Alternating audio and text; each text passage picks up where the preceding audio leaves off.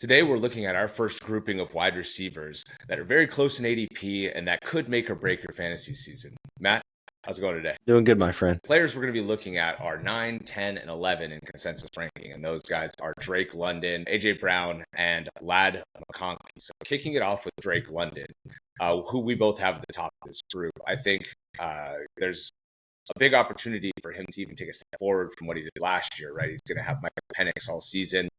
Kirk Cousins was dealing with an injury halfway through the year and kind of just wasn't his old self with Penix pushing the ball down the field. They showed some good rapport. I know it was mostly in one game where London went off, but London did finish as wide receiver 5 overall, and you could get him as wide receiver 9 now. So to me, it just feels like a bargain. I feel like the offense is going to run through him. He had 2.5 yards per route run, and he had 0.31 targets per route run. So, he's getting the ball a lot, like 1 every 3 routes, basically, he's getting a target, and he's doing a lot with those targets. And with as much volume as we're expecting him to get, like, it's efficient, it's high volume, it's very concentrated in him, and I feel very confident in Drake London going into this season. He had a 40% target share once Penix took over, and we're not necessarily expecting that to repeat. However, even over the course of the full season, he was 3rd in the NFL in targets, averaging 9.3 per game.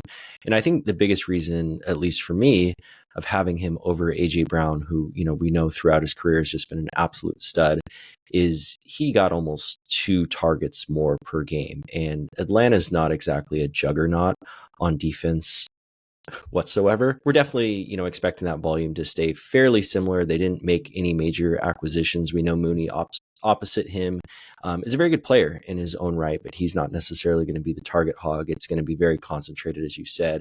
And I think one of the biggest things too with Zach Robinson taking over as the offensive coordinator is he was in the slot like 40% of the time this year, whereas he was below 15% throughout his career. So really all signs are pointing up for London. And that was kind of the big thing that we were calling for when he was drafted. We knew the talent was there. He's just had atrocious quarterback play. So it's really good to see. And I think, even if Penix doesn't pan out, it was a very small sample size. At least the fallback option is still Kirk Cousins. And assuming he's going to be back and healthy, we're not going to have to do the Desmond Ridder thing again. Yeah, that's a good point, because we talked about that a lot with like the Colts guys, right? Or before Flacco signed there as backup, it was just like, if something happens to, if the backup is bad, like Tua, right? When the backups have been bad in the past, they kind of addressed it this year. But yeah, it's a good point to reference that Cousins will keep him going even if something does happen.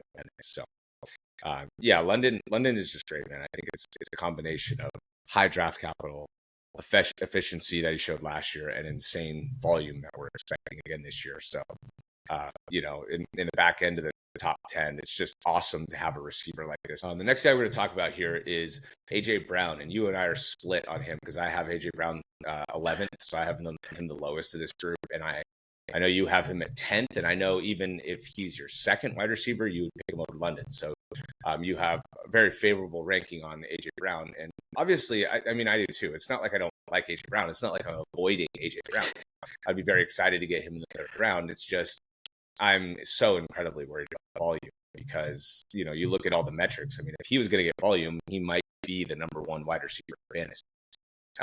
He's at 3.45 yards per route run, which is almost a full yard improved from even Drake London's efficiency.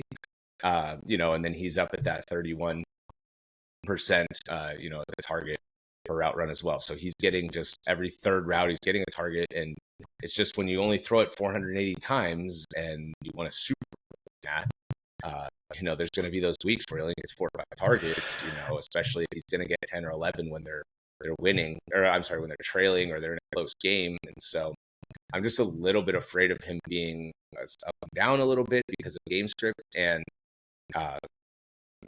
it's obviously hard to argue with the talent, and it's really hard to argue with when they are going to be in a game, he's going to be going nuts, and it's just going to be like, oh, he's got 9 for 157 and 2. I should have just taken him. He's obviously a really good player. So I have a little bit of that in the back of my mind. Yeah, and I hear that. And, I'll go as far as saying for AJ Brown, if he is my second wide receiver on my team, I would actually push him up above Drake London, just because to me, AJ Brown, obviously the volume is a concern, but he just feels so safe to me. Like last year, really felt closer to the floor. I know he missed a few games, but he was still wide receiver 12 in points per game. He was only a point behind Amon-Ra and Puka in that category. He was still half a point ahead of Drake London.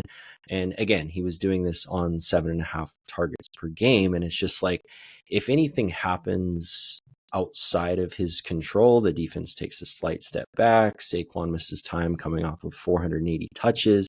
Devontae Smith missed his time. He's got that upside that can really put you over the top. And I will say too, the Eagles and the Lions, for what it's worth, both have 11 games this upcoming season versus 2024 playoff teams. So, hopefully they're going to have to be in a little bit more shootouts as well. But, that contingent upside, if anything does happen, is something that's too hard for me to gloss over. And then at the same time, that didn't really matter for them in the playoffs last year, right? I mean, they were playing playoff teams in the playoffs last year, and they were just running all over them. Yeah, so, but I also, I don't want to get too playing better teams, but I still a little bit worry about the game getting out of control, especially if it's one of those games where Saquon breaks off a 60-yarder to start the game, and all of a sudden they just go into their turtle shell, against an opponent that they're trying to run the clock out on.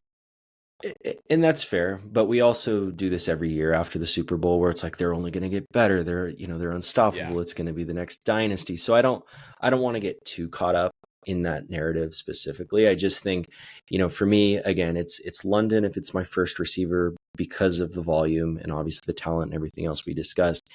I prefer AJ Brown if he's my second because of the contingent upside. But you can't go wrong either way. And we want to stress the point too that these guys, it's not like I'm anti AJ Brown. Yeah, and we want to stress the point too, like these guys are solidified in a tier, and we see a pretty big drop off between them and the next tier, especially now that Rashee Rice is likely to get suspended. Yeah, and it's so clear that like the 12th receiver, I feel like, has no consensus whatsoever. Like Rashee Rice was up there. I've seen T. Higgins up there because he had good efficiency year last year. Like I've seen a bunch of different players getting pushed up into that 12 spot, and so it's like there's a pretty hard line at 11 here, and that's why we chose these three players because you're likely choosing either your number 2 to try and get into this elite tier with 2 guys, or you're kind of gambling a little bit on your number 1, but we're trying to give you a breakdown and an idea of what we would do in this situation. So yeah, I definitely agree with that tier break. Yeah, and so just to wrap up AJ Brown, I want to stress that I don't dislike AJ Brown. I'm going to be drafting AJ Brown pretty much everywhere I can. It's just one of those things where if you're in the late second round, it's like I'm a little bit more giddy to go get London. I'm a little bit more giddy to go get Ladd McConkey, and I feel like maybe it's a little bit of like the newness and the Ladd McConkey factor. I feel like is a little bit of the homer bias in me, and I'm just getting irrationally hyped up on Ladd McConkey this season, But so moving into McConkey here, I have him as my number 10 wide receiver, and again, he was just super elite efficiency wise, even though he didn't really break out until 6 or 7 weeks into the season.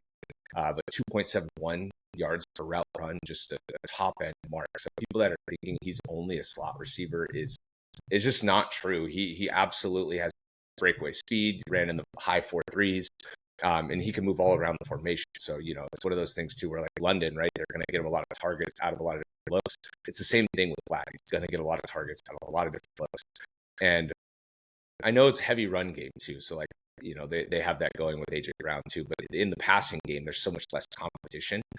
And he was unbelievably successful last year on 112 targets. So, he had 1,150 yards and 7 touchdowns on 112 targets.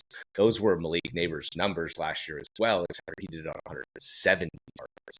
So if he hits the ground running and is immediately getting 25, 26% target share, and with room for improvement even on that number, I could see a situation where we're all looking back at like, oh my God, Ladd was going to get 8 targets a game, and that was just going to be his role, 9 targets a game, and that was going to be his role. Like, we all should have been all over that. And, these numbers I'm citing too don't even include his playoff game where like everything was better for him in playoffs, in that one playoff. So I'm just all in on Ladd. I just can't get excited enough to draft him. And again, he's somebody I would obviously like with my 2, but I wouldn't have any problem taking him as I want if I decided to go in on a running back specifically earlier, because otherwise I anticipate that I'd be getting a wide receiver first round. Yeah, I'm still a little hesitant to take him as my one. I kind of already touched on this with AJ Brown in London too, but I think you do make a good point about how they want to run the ball, and that's very similar to the situation that AJ Brown is in. But man, did they double down on that? Najee and then Omarion Hampton in the first round. Yep. Mekhi Becton might have been one of the more underrated pickups of the offseason. We know how great of a run blocker he is, and how poor the guard play was from the Chargers last year. I do think, as sad as it was to see Mike Williams retiring, I do think it's kind of a blessing in disguise for this team. You're going to allow Trey Harris to get more reps now that he's signed, on the offense. We know that Mike Williams was probably not going to play a full healthy season. So I think, all in all, Ladd is definitely the tried and true number one. And, I would say he's attached to the best quarterback, at least from a passing perspective, although I will say my Jalen Hurts question marks are slowly going away year over year. But you also mentioned too with Ladd, his advanced metrics, his route running charts, all of the above were just fully in the green. I don't want to bring up any negative part, but I will say the only downside to Ladd in this group versus someone built like AJ Brown is he's a lot smaller. And, he was banged up in college quite a bit. Every time he takes a hit, it's like, oh my God, you got to pick him up off the floor. But, you can't draft based on potential injury. But as a Chargers fan, there's nothing that scares me more than him potentially missing time, because I know people like Trey Harris maybe more than I do, but after that, it's Quentin Johnston and a bag of peanuts. All right. Yeah. So there we have it with this group of receivers. So I have it Drake London, Ladd McConkey, and AJ Brown. And I'm likely to draft them that way, regardless of how many receivers I have on my team. And you have it Drake London, AJ Brown, Ladd McConkey, and with the caveat that if you already have a number one, that you would move AJ Brown ahead of Drake London. So, I really hope I can get London in our league. And I thought about trying to move up a little bit further in the draft, like to the 3 or to the 4 slot, just in case there's a chance that that London comes back around. But I think with my third pick, if I stick in the middle of the 5 or 6, that I should get the choice between Ladd McConkey and AJ Brown. So when it comes down to it, I think I'm going to be picking Ladd, but we'll see if that changes over the next month as we gear up for draft season. So I know we're looking forward to it too. Drop comments if your drafts are getting scheduled, if you're meeting and doing anything fun for your drafts. I know we're going out to Palm Springs for ours on the weekend of the 23rd.